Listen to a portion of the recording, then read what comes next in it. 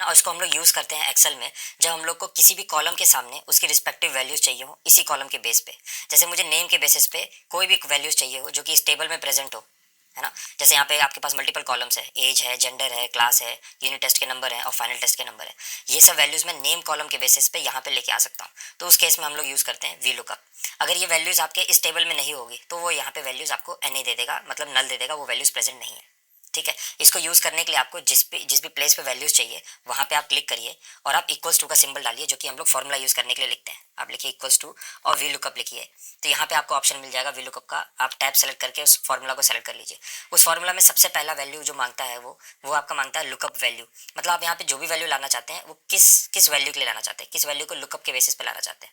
तो मैं चाहता हूँ नेम के बेसिस में, जिसमें सेलेक्ट करूंगा मैं वृंदा कॉलम को, है ना, वृंदा सेल को। इसको मैंने सेलेक्ट किया। अब प्रेस करूंगा कॉमा। जैसे आप कोई भी एक वैल्यू सेलेक्ट कर लोगे आपको कॉमा देना होगा। आप कॉमा प्रेस करोगे। अब पूछा टेबल अरे वृंदा, अभी नेम कॉलम के लिए आपको कहाँ से, किस टेबल से वैल्यू लेके आना है, तो इस टेबल से मुझे लाना है। पूरी टेबल को मैं सेलेक्ट करूंगा। याद रखिएगा आपको पूरी टेबल सेलेक्ट करना है, सिर्फ एक कॉलम या एक रो नहीं। पूरी टेबल सेलेक्ट किया। उसके बाद मैं प्रेस करूंगा। अगर आप देखोगे यहाँ पे A3 से G3 सेलेक्ट हुआ है, रेंज सेलेक्ट हुआ है, बट इसमें ये फिक्स नहीं है। इसको फिक्स करने के लिए मैं प्रेस करूंगा फंक्शन प्लस F4। अब आप देखोगे इन सभी वैल्यूज के साथ डॉलर साइन आ गया। इसका मतलब ये पूरा का पूरा जो एरे है या टेबल है ये फिक्स हो चुका है। अब मैं प्रेस करूंगा कॉमा। अभी पूछ रहा है कॉलम इंडेक्स नंबर, मतलब नेम कॉलम के सामने आपको जो भी वैल्यू चाहिए वो इस टेबल में किस इंडेक्स नंबर पर है, उस कॉलम का इंडेक्स नंबर क्या है ना। तो नेम अगर मैं देखूंगा तो यहाँ पे नेम स्टार्ट होता है। इसके बाद मुझे चाहिए लास्ट कॉलम जो कि फाइनल टेस्ट। अगर इसका नंबर मैं देखता हूँ, नेम को स्टार्ट करना होगा 1 से, तो 1 2 3 4 5 6 7। जो मेरा फाइनल टेस्ट जो है वो मेरा रो नंबर 7 पे है, तो यहाँ पे मैं दूंगा 7 नंबर, इंडेक्स नंबर मेरा हो जाएगा 7। प्रेस करूंगा कॉमा। लास्ट में पूछ रहा है आपको अप्रोक्सीमेट मैच चाहिए या एग्जैक्ट मैच चाहिए, तो मुझे चाहिए एग्जैक्ट मैच, जिसके लिए मैं प्रेस करूंगा 0 या आप फॉल्स भी टाइप कर सकते हो। अब मैं प्रेस करूंगा एंटर। ये स्कोर दे रहा है 98 वृंदा का। एक बार क्रॉस चेक कर लेते हैं। वृंदा का स्कोर यहाँ पे 98 है फाइनल टेस्ट का, जो कि करेक्ट है। अब अगर मुझे बाकी जगह फिल करना है इसके नीचे कॉलम्स के लिए, यहाँ पे सिंपली आप राइट साइड कॉर्नर में जाइए और डबल क्लिक कर दीजिए, वो ऑटोमेटिक बाकी सभी के लिए फिल कर देगा। हम लोग एक के लिए और चेक कर लेते हैं, अभिमन्यु के लिए। अभिमन्यु का स्कोर है 81, जो कि करेक्ट है। एक चीज़ का आप इसमें मैं नोट पॉइंट बताना चाहूँगा, जो कि काफ़ी ज़्यादा यूज़ होता है अगर आप इसको डेटा एनालिसिस में यूज़ करते हैं, है ना। और ये काफ़ी ज़्यादा ट्रिकी हो जाता है काफ़ी टाइम पे, जिससे आपको गलत डेटा मिल जाएगा। जैसे अगर ये नेम रिपीट होते हैं, है ना, अगर क्योंकि ये स्टूडेंट्स के नेम है, किसी क्लास में कोई बच्चे हैं उनके नाम है, ये रिपीट हो सकते हैं, एक नाम के दो लोग हो सकते हैं, है ना। उस केस में आपको बहुत ज़्यादा मतलब अटेंटिव रहना होगा और ध्यान रखना होगा जो वैल्यूज़ आई है वो करेक्ट आई है कि नहीं।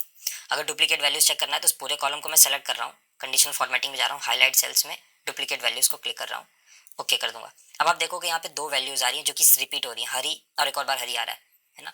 मगर ये जो बच्चा है ये है क्लास 10th का और जो दूसरा हरी है वो है क्लास 6th का, है ना। तो यहाँ पे मैं आपको ये बताना चाहता हूँ कि वी लुकअप में आपको जो भी वैल्यू सबसे पहले मिलेगी, ये ऊपर से मतलब टॉप टू बॉटम जाता है फॉर्मूला, तो इसमें इसको जो भी वैल्यूज पहले मिलेगी उसका वैल्यू आपको लाके दे देगा। तो जैसे हरी, अगर आप देखोगे हरी में यहाँ पे 80 स्कोर है, उसने 80 दे दिया क्योंकि उसको ये सबसे पहले मिल गया, उसके बाद ही जाके दूसरी वैल्यूज नहीं ढूंढेगा।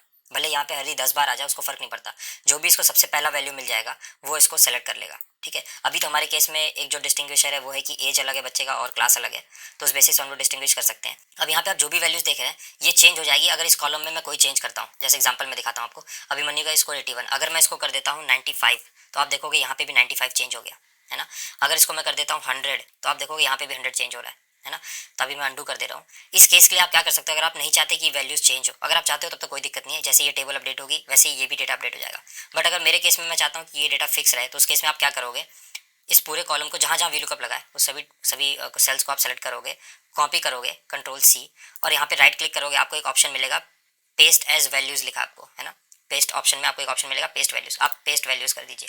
अब आप देखोगे तो फॉर्मूला बार में जो फॉर्मुलेज लगे थे वी लुकअप के वो हट चुके हैं, तो ये आपके एक एब्सोल्यूट वैल्यू बन गया। अगर अब मैं यहाँ पे कोई चेंज करता हूँ, है ना, जैसे 100 कर देता हूँ, तो यहाँ कोई फर्क नहीं पड़ेगा क्योंकि अब ये एब्सोल्यूट नंबर बन चुके हैं, फॉर्मुलाज हट चुके हैं। तो आई होप आपको ये वी लुकअप टॉपिक क्लियर हो गया होगा। तो मिलते हैं आपसे नेक्स्ट वीडियो में, तब तक के लिए।